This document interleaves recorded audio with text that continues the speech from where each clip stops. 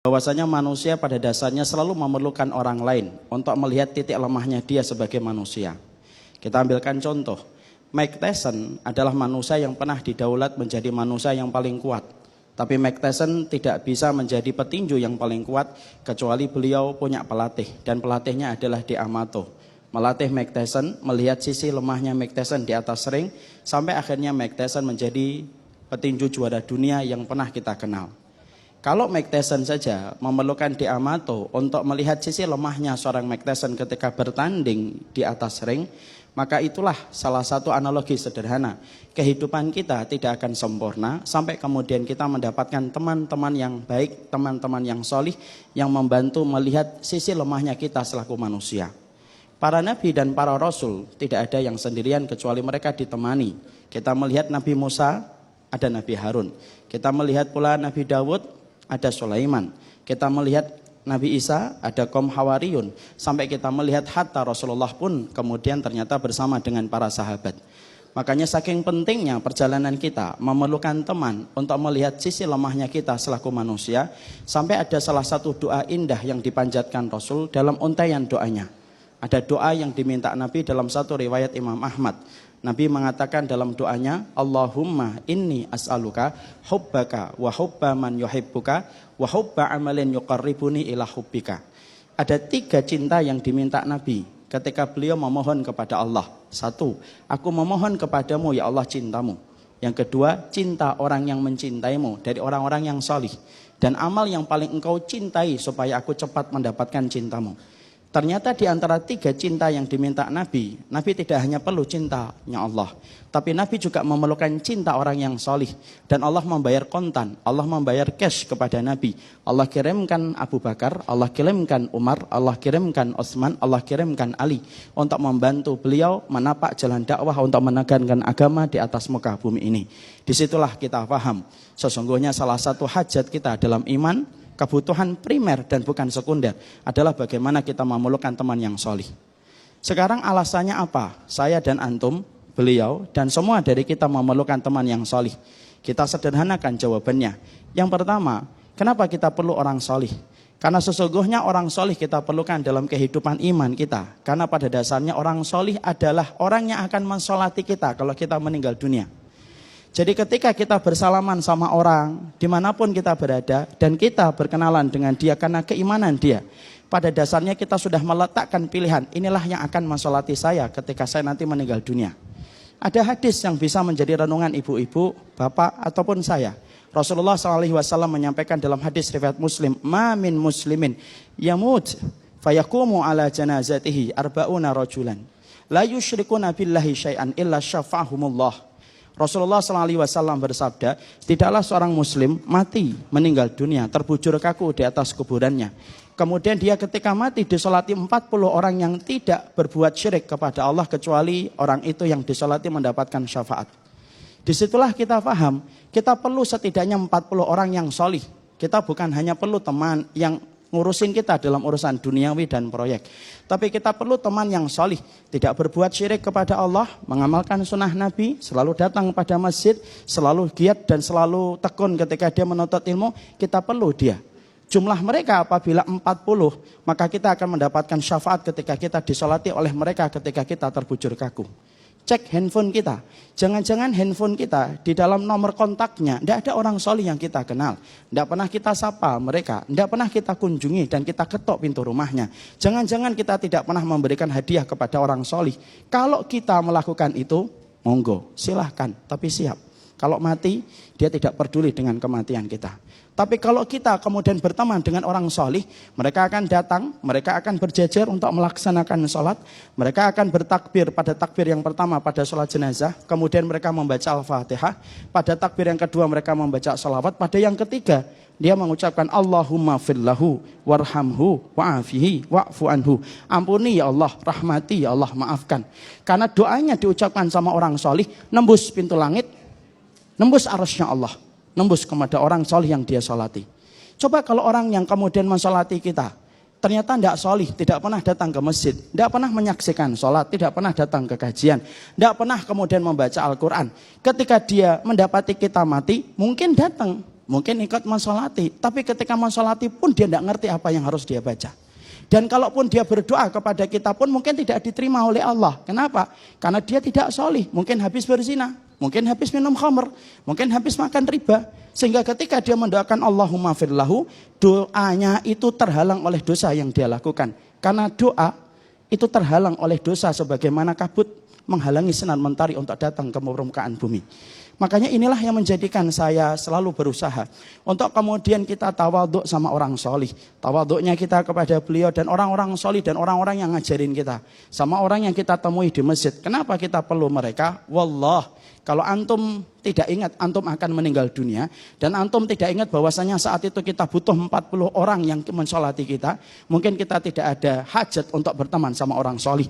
Tapi ketika kita faham bahwasanya orang solih kita butuhkan. Memberikan syafaat ketika terbujur kaku. Tidak usah banyak-banyak, 40 saja.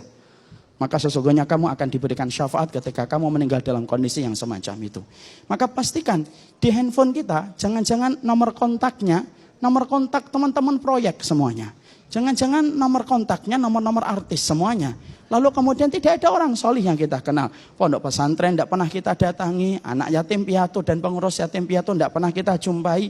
Ya maaf, monggo silahkan, hidup itu pilihan. Kalau memang tidak pernah siap untuk mendatangkan referensi orang solih, berarti harus siap. Sesungguhnya kita tidak akan ada yang mensolati dari kalangan orang yang solih. Yang kedua, singkatnya, kenapa kita butuh orang solih? Karena orang solih kelak akan memberikan syafaat kepada kita. Kita masuk surga tidak bisa mengandalkan hanya dengan sholat saja. Berapa banyak sholat kita yang kadang-kadang tidak khusyuk. Berapa kadang-kadang puasa kita yang riak.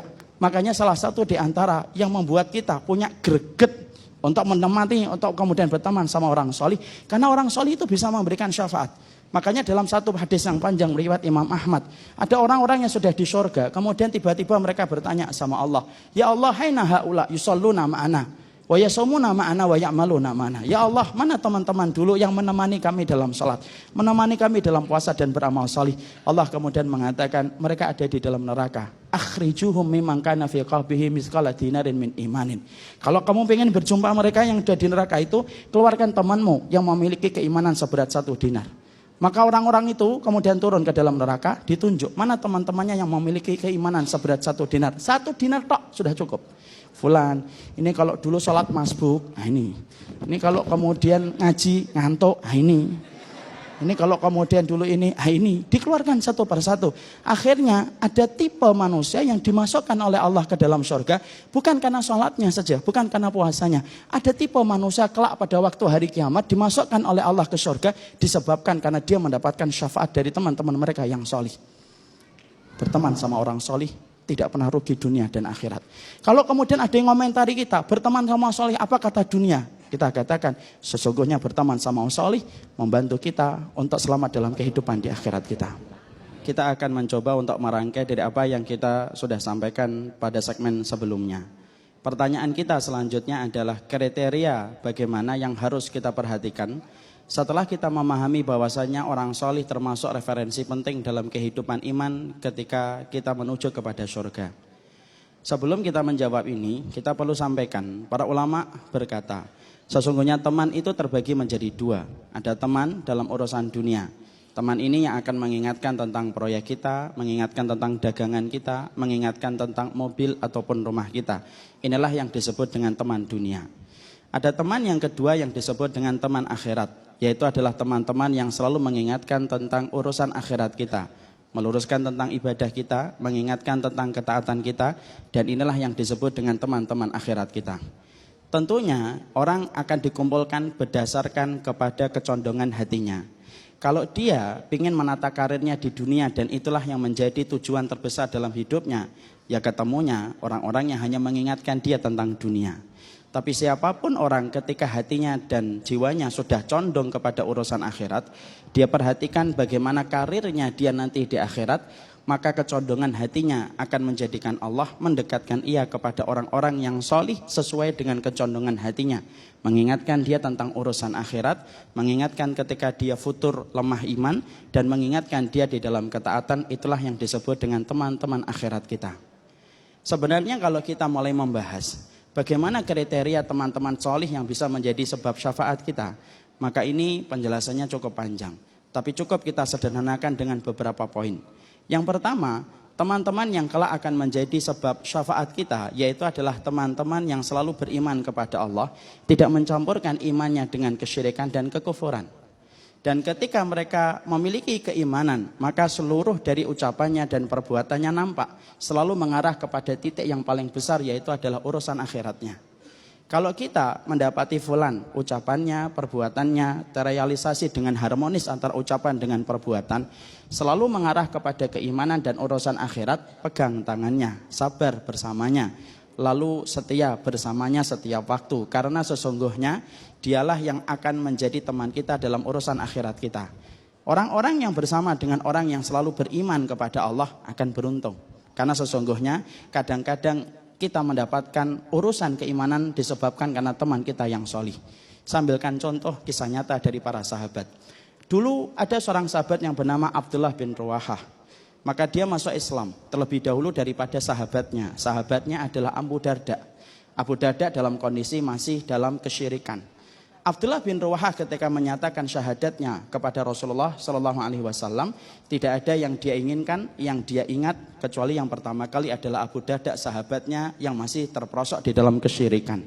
Dia berpikir, dia merenung bagaimana cara mengimankan Abu Darda. Karena sesungguhnya iman harusnya bukan dinikmati sendiri.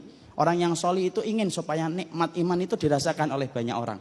Makanya maaf Bapak dan Ibu, orang kalau solih tidak akan mengeluarkan orang sebanyak-banyaknya dari surga. Tapi orang yang solih itu akan berusaha memasukkan orang sebanyak-banyaknya ke surga.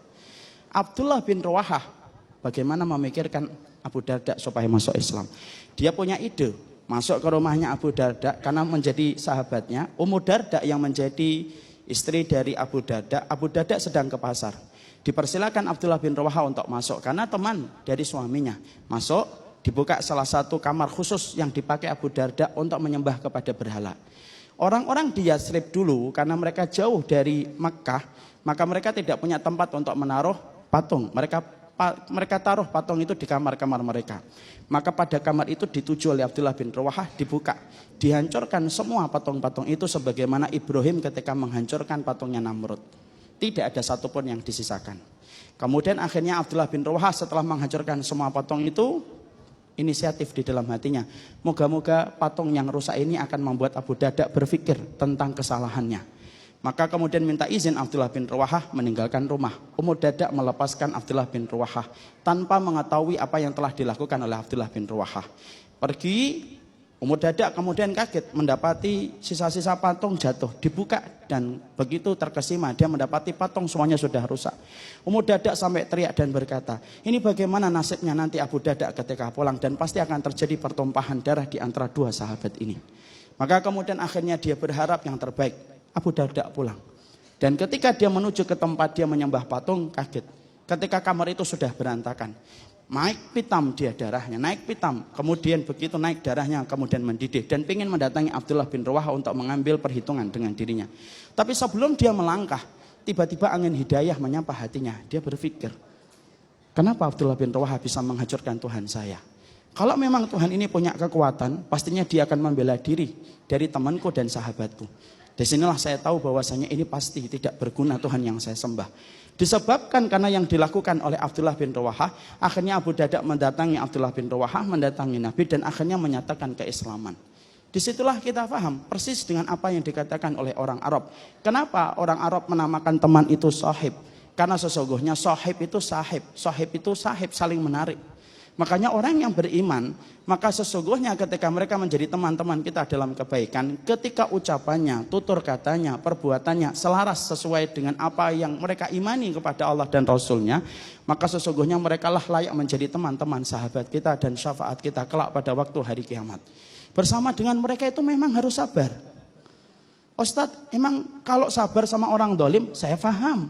Tapi apakah kita diperintahkan sabar sama orang solih? Iya. Karena berteman sama orang solih itu harus sabar. Kalau nggak sabar kita nggak kuat. Contoh, kita jalan gitu, mendengarkan adzan. Kalau kita tidak bersama orang solih, mungkin orang solihnya kemudian, kalau teman kita tidak solih mungkin tetap lanjut aja. Karena apa? Karena teman kita tidak solih. Tapi kalau teman kita solih, teman kita akan berkata, berhenti, tidak usah. Berhenti, tidak usah. Berhenti sudah adzan. Kalau kamu tidak mau berhenti, saya turun, kamu lanjutkan, tidak usah sama saya. Akhirnya apa? Sabar kita. Lah disitulah kita akhirnya mendapati, itulah yang menjadikan kita harus paham. Sesungguhnya teman-teman solih yang mengingatkan kita kepada keimanan, dan sesungguhnya disitulah kita paham. Sabarlah bersama mereka, cuma sebentar. Tapi kesabaran bersama orang solih pasti buahnya manis. Kapan kita petik? Kelak ketika kita berada di taman-taman akhirat kita.